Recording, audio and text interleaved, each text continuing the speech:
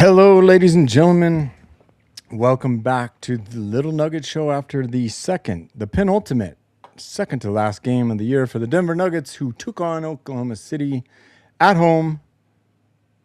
And it was a tank fest, as we'll say. Both teams sitting the majority of their bench. OKC sitting 10, Denver sitting 7 of their best players. Why? Why, you might ask? Well, it's interesting, and we have a lot to talk about because the final game of the year is against San Antonio, and things are getting interesting. What do we see from the bench players tonight? Well, I do want to basically go through player by player, and we will do it on the NBA.com site, where are the Nuggets? Everyone played tonight in the association. All 30 teams, I think. 30 teams? 15 games? Is that right? And Nuggets win their 11th in a row, beating the Oklahoma City Thunder by 20. Now, the interesting storylines. What do we have? How many people did OKC suit up? Oh, let me show you the thing here.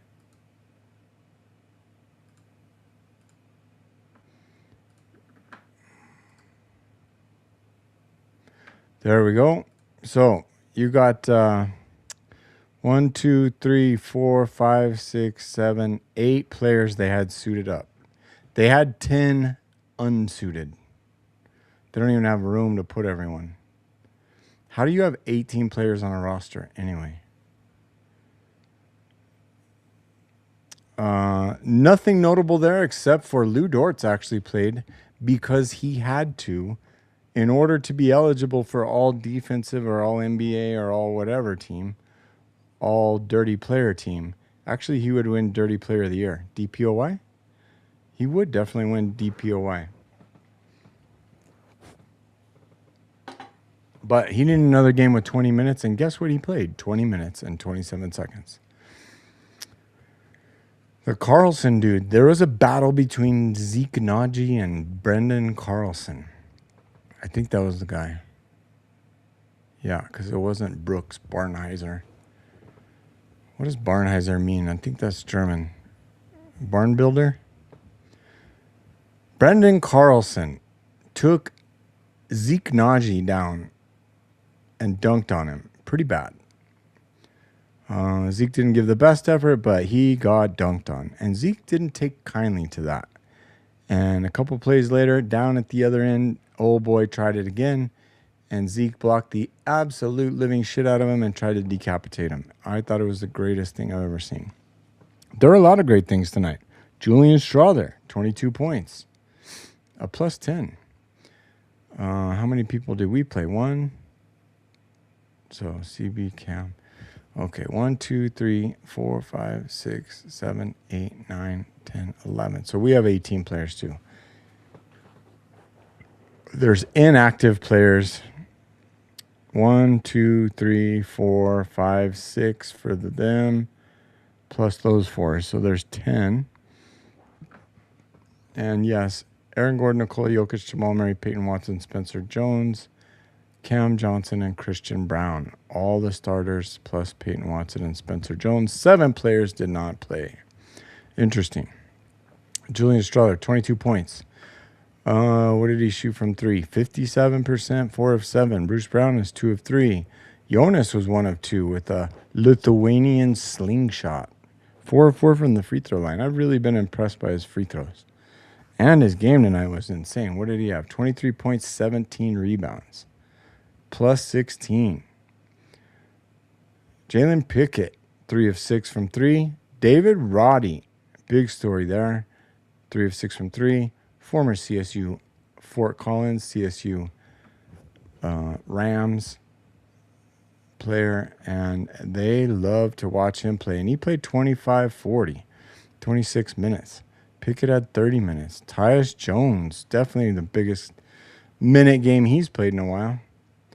Hardaway was able to get out there and show the world that he is, he only shot 33%, but what I noticed today is that they said the Denver Nuggets are not only the leading team in the NBA in three-point percentage, but they have the leading season of all time at 39.8%, I think.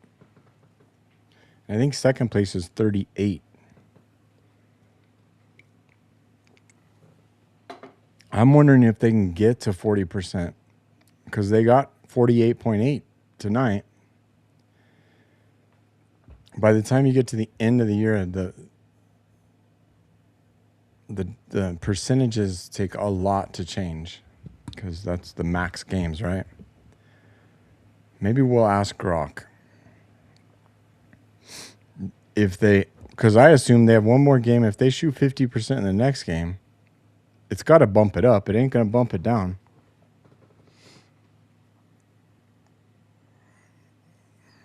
Let's see what Grok has to say. So for the 25-26 Denver Nuggets, they are leading the NBA in three-point percentage. And if they finish the year at 38 or 39.8%, I believe, or what is their current percentage? And is that the greatest three-pointing season, shooting season percentage of all time?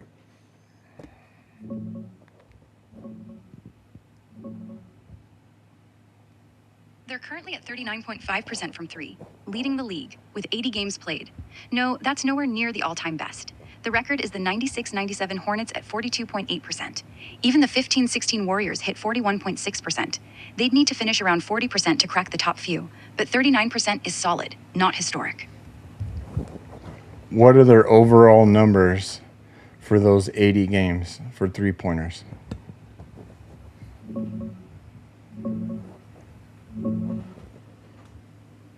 Through 80 games, they're averaging 14.1 threes made on 35.8 attempts per game, hitting 39.5%. That adds up to 1,129 made out of 2,861 attempts total. Okay, there we go. So we got 2,861 attempts. We're going to do a little math here. And then we're going to add the 43 attempts that we had tonight. So 2861 plus 43, 2904. Then we're going to take the 21 makes and add that to 1129, which is 1140. 1140 divided by 2904, was it? Is 39.2. What the fuck?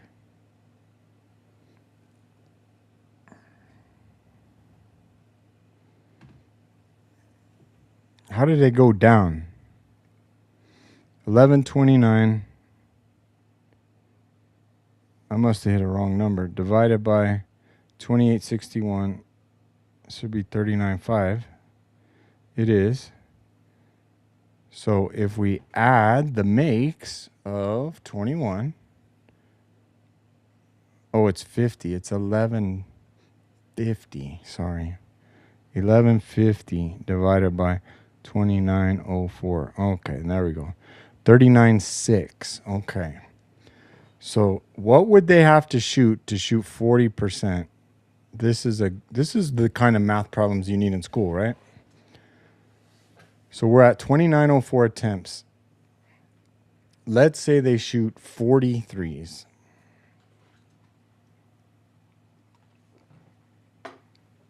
And shoot 50%. So they make 20. That's 1170 divided by 2944. 39.7. See, you only can go up 0.1% if you shoot 50% on decent volume. So they basically have to shoot 100% for how many?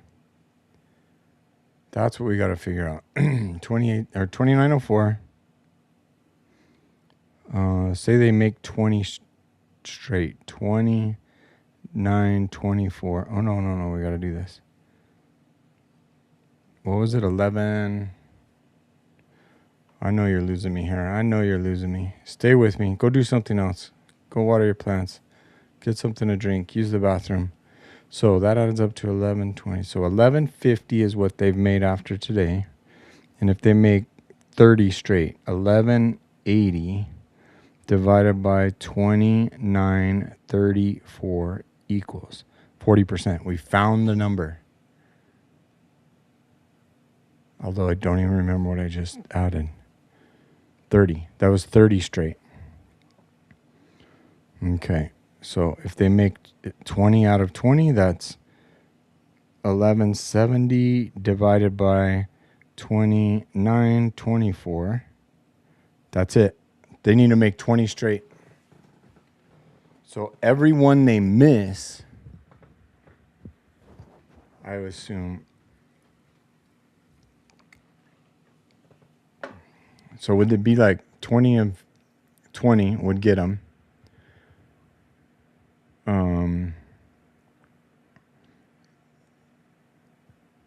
Wow, this is a math. This is really shorting my brain out. I think it's interesting, though, but they cannot do that. There's a lot of interesting things like Jokic finishing the year as guaranteed triple-double 3 games ago or so because of the number of assists. And apparently, if you didn't know,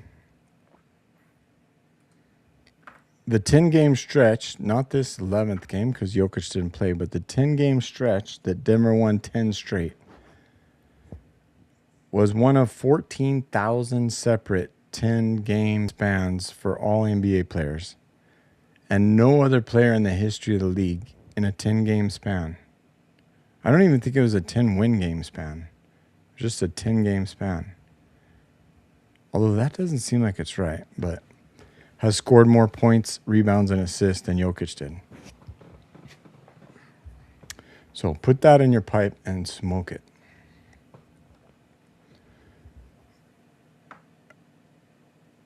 Here's what we got to talk about. Did we go through the players? Roddy, I loved it. Who else did I like? Tyus Jones had 3-pointers. He was 3 of 3. That's right. That was gangster. He had a bunch of turnovers, though. He only had 2 turnovers. I literally saw him throw like 4 out of bounds. Who had 4? Bruce Brown had 4. Oh, yeah. Bruce had 10 points, 8 boards. Hardaway Jr. added 3 to his total, while Murray didn't have any. If Hardaway Jr. would have made all 9 of them, he'd be at like 230, and I think Jamal's at 244 for the season. Interesting numbers there. Really good job tonight. Curtis Jones is the only one that did not do well. Hardaway was 0 of 6, and then he went 3 for 3. So that was cool. But he ended up at 33%, where old Curtis Jones shot 20%. It was impressive. It was enjoyable to watch these bench players get theirs, to eat a little, let these guys eat a little. Strange that Deron Holmes didn't play, though. KJ Simpson played a little, and he had 2 points. So everyone scored. Even Deron Holmes scored. Oh, yeah, he had free throws. That's crazy. Everyone that pseudo scored. And everyone was plus in the plus-minus except for Zeke Naji. -1. So an interesting bench game. I wouldn't necessarily compare it to the -7 game against Philadelphia. This was a -7 game for sure. But by choice, the -7 against Philadelphia was against their first string. This was definitely not against OKC's first string. One thing that I would like to point out, I don't know if you guys noticed, but at the end of the game, Dog Nuts we call him, the coach for OKC went up to shake hands with David Adelman, the coach, and he had a little speech he needed to tell him. And I am super curious to know what he said, what they talked about. Because at first, Adelman was like, oh, yeah, good game. We'll see you in the playoffs or whatever. And he's like, hold on, let me tell you some things. And then he starts telling him all kinds of things. And Adelman kind of looks at him like, what? What are you talking about? Oh, okay. And he laughs a little bit and shakes his hand again on the way out. And I'm like, I wonder what they said. Man, to be a fly on the wall. I need to know what they said. Please let us figure out what they said. Post-game. Hopefully the media asked Adelman in the post-game. We could watch that in a second. But the final thing we have to discuss is, why would OKC want to throw this game? Well, you might say, well, they already have the number 1 seed locked up. They can't drop to number 2, right? So it doesn't matter if they win, so they're going to rest their guys. True. But there's a way to rest your guys that isn't so obvious. My opinion is that OKC had no intention whatsoever to win this game, because by losing it, there's a better chance that Denver is going to be in the 2-3 game in the second round. So basically kicking Denver off to the other side of the bracket because they don't want to play them. They want somebody else to beat Denver. And what I think is interesting is that might come back to bite them. How enjoyable will it be?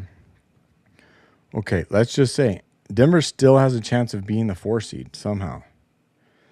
If they lose against San Antonio and LA wins against Utah, I think, which they should.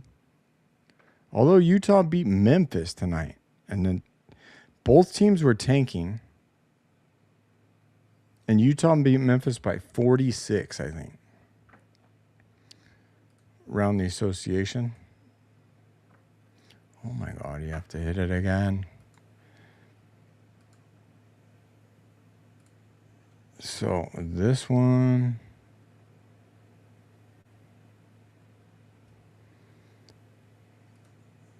it's going to be tough to figure out. So OKC and San Antonio are locked in. Denver is not locked in. If they, these are not the current numbers. So the Lakers are 52-29. They don't have them up right now for some reason. Why don't they update these fucking things? The Lakers aren't still playing, are they? No, they beat the Suns by freaking 30. Let's see. The standings are wrong, dude. Fix that shit.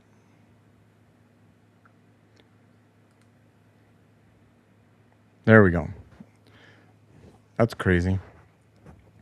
So the Rockets are a full game back of the Lakers. If the Rockets win, or 2 games back of the Nuggets, so it doesn't matter what the Rockets do. The highest they can finish is 52-29, or 52-30, I mean. The highest amount of losses Denver can have is 29. Well, the Lakers have 29. So if Denver loses and the Lakers win, they will be tied, and the Lakers have the tiebreaker. So here's the question. Do the Nuggets want to lose to the Lakers so that they will have the Rockets in the first round and the Thunder in the second round? I honestly think that Denver wants to lose that game.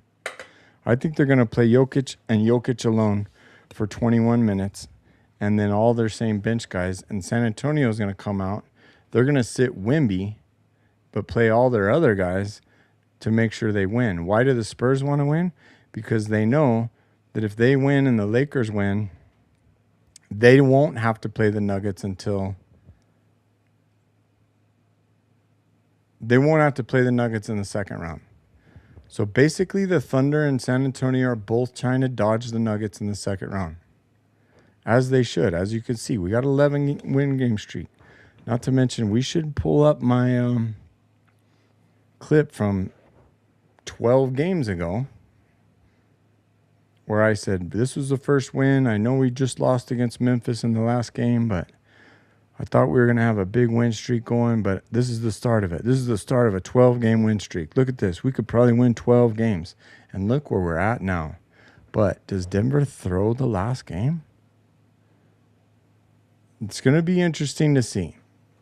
San Antonio obviously has nothing to play for, assuming Wemby got his 65 games covered.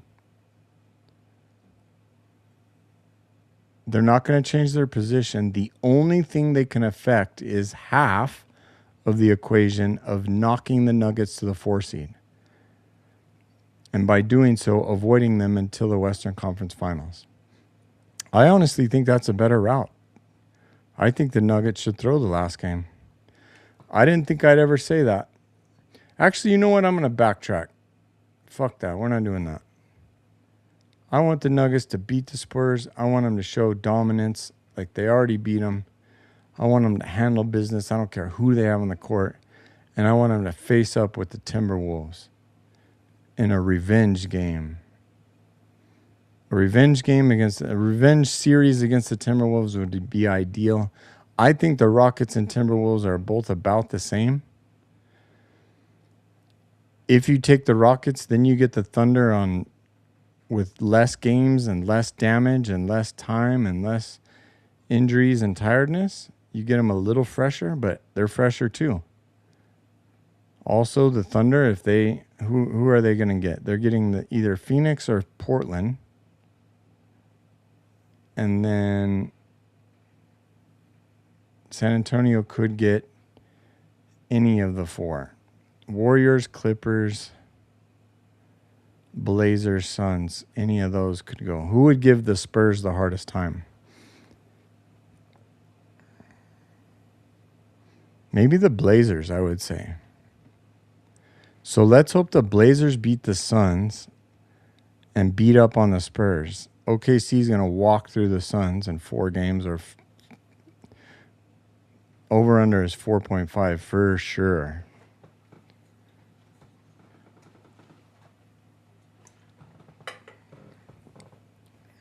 But if San Antonio gets beat up by the Blazers, or the Blazers, and we beat up on the Timberwolves, I think we could take the Timberwolves pretty easily. And it would kind of be like that Lakers series where we swept the Lakers, but it was the closest sweep of all time. I think it would be like that. I think it would be like 5 close games. Maybe we drop 1. Now, if you're not familiar with the playoffs, they're all 7-game series, which means you play 4 rounds to win the championship. 4 7-game series max would be 28 games. Denver did it in, were they 16-4, I think, in 20 games. And you basically have to win 4 games each round. So you have to win 16. One team will win 16 games, but no other team will win 16 games. The most you can win and still lose the actually, it would be no matter what. To get to the finals, you need to win 12. So if you win 15 games and lose game 7, that's as close as you can get without 15 games. Yeah, it's going to be interesting. The playoffs will be interesting. Let's take a peek at the East because you never know. The Pistons solidified 1. 2 is locked. Anything that's by 2 games is locked. Locked. Maybe locked, but those could be a tiebreaker thing. So the upstart Atlanta Hawks, they've been on a roll. Although it only says win 1. Knicks won 5. Knicks are in 3rd. So you got Detroit versus the winner of Magic and Philadelphia. Detroit should handle business. I bet over-under is 5-5 on that one. Celtics are going to get the... Or no. Celtics get the winner. The Pistons get the loser of 7-8 playing the winner of... They get the winner of the loser playing the winner of 9-10. Interesting little thing. So what's crazy is you look at 10-game gap between 10th seed Miami and the Bucks. So you got 5 teams tanking. And there's a 10-game jump there. Previous to that, it's a 1 game, 1 game, 1 game, 0, 1, 5, 2, 2, 4. Down here, you're 42 games back. So the Wizards have locked up the worst seed. And if I'm not mistaken, the way the draft works, let's ask Rock. She can do a very good job of explaining. Explain to me how the draft lottery works for the NBA. The NBA draft lottery works like this. 14 teams that miss the playoffs are in the lottery. They get ping pong balls numbered 1 through 14, and 4 balls get drawn to create a 4-number combination. That combination decides the order, with the worst teams having the best odds for the top picks.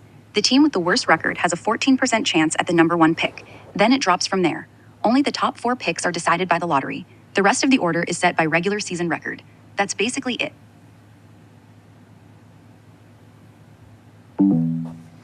Okay, did that make sense to you? 14 teams that missed the playoffs are in the lottery. That doesn't seem like that's right.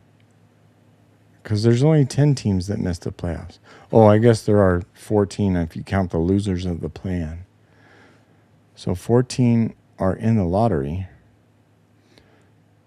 I thought it was, and then only the top 4 picks are decided by the lottery. The rest of the order is set by regular season record. That's it. What the fuck? They get ping pong balls number 1 through 14, and 4 balls get drawn to create a 4-number combination. That combination decides the order, with the worst teams having the best odds for the top picks. The team with the worst record has a 14% chance at the number 1 pick. I don't fucking understand this. Honestly, I don't really understand it. You're saying 14 teams that don't make the playoffs are in the lottery, and then at the end you say the lottery only decides the 4 worst records, the 4 worst teams? Okay, let me clean that up. All 14 non-playoff teams are technically in the lottery, but only the top 4 picks are actually decided by the ping pong balls. The worst team has the best odds at pick 1, then the next worst has the next best odds, and so on. Once those top 4 spots are locked in, picks 5 through 14 just go in reverse order of the standings. So the 5th worst team gets the 5th pick, and the best of the lottery teams gets the 14th pick. That way, the really bad teams can't tank their way into a super high pick. So in theory, the only teams tanking during the season would be the 4 worst, or maybe 5 or 6. Yeah, exactly. The only teams with a real reason to tank are the ones fighting for those top 4 lottery odds, maybe stretching to 5 or 6. Once you're looking at the 7th or 8th worst record, you're basically locked into picking somewhere between 7 and 10, no matter what the balls say. So there's not much point in losing on purpose at that point. The system is designed to stop exactly that kind of deep tanking. Man, you'd think they'd realize that. Stop doing the reverse I don't like that. There should be a different way to decide who the number 1 pick goes to. But we don't want teams to be dominant. Oh yeah, the last, 6 champions have been different. No back-to-back since the Warriors, I think. So what are the lowest 4? You got Indiana and Washington are at 17 and 19 wins, respectively. The Nets are at 20. And in the West, so I guess teams that are tanking move up a spot, because the Jazz and the Kings are at 22 wins. So the bottom 4 are in the East, right?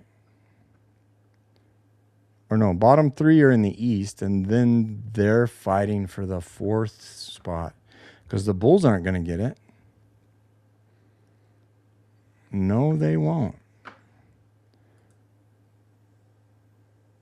So you're basically trying to tank to move up 1 spot at a time. And if you can get into the top 4, you have a slightly better percent of jumping to the 1. Whereas if you're number 5, you don't.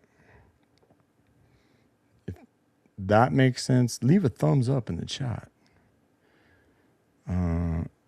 Yeah, so the Jazz and Kings are tied after both winning their game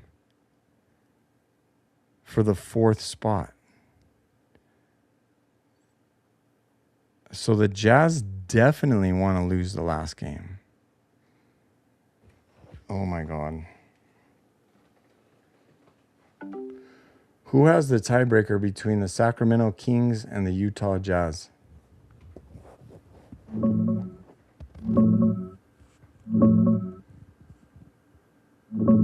The Kings and Jazz are tied at 21 and 59. They split their season series 2 games apiece, so head-to-head is even. The first tiebreaker after that is division record, and the Kings have the better one. That puts Sacramento ahead of Utah in the standings. So that means if Sacramento and Utah lose, the Kings are still going to be the 5th seed, 5th from the bottom. Where's their stupid... they're playing the Blazers, who want to win, I believe.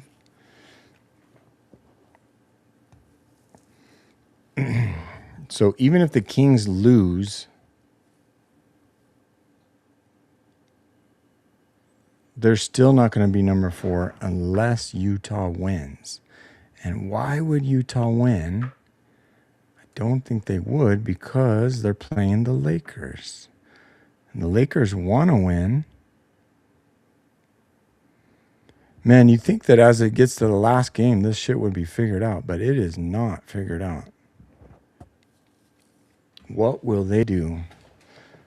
I predict the Lakers beat the Jazz and the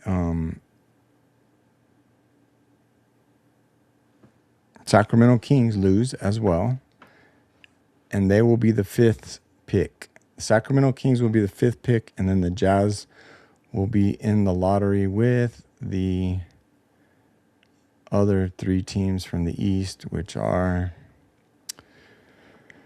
Brooklyn, Indiana, and Washington. It's crazy Indiana was in the finals last year with Halliburton. That's so crazy. Well, it should be a nice playoffs. I don't know when it starts, but hopefully we're not even going to pay attention to play-in, because Denver has a locked-in spot, and I only do shows after the play-in.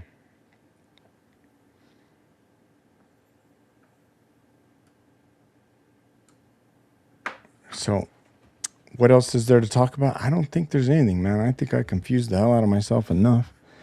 It'll be interesting to see, though, as we meet again Sunday evening at 10:30 p.m. Mountain Time to discuss whether or not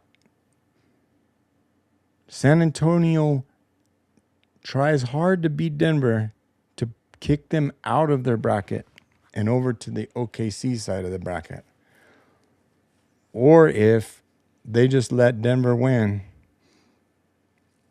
and expect to face them in the second round.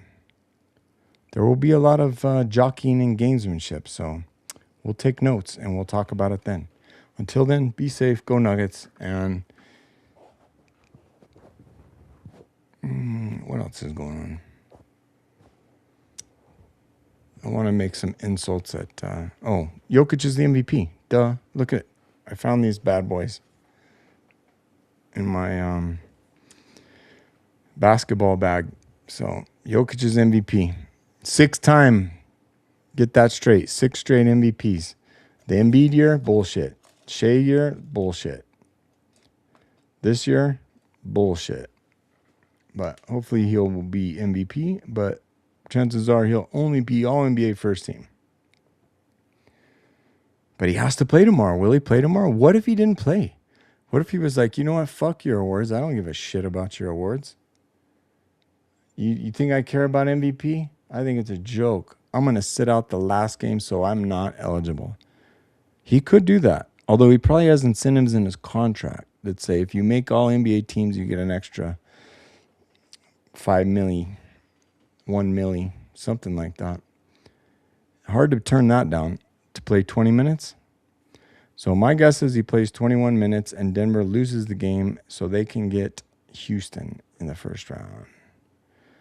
And then OKC while they're fresh, and then San Antonio after San Antonio's been beaten up. And Then they cruise right through Detroit or Boston, and we cruise up to Denver for the parade. I will see you there.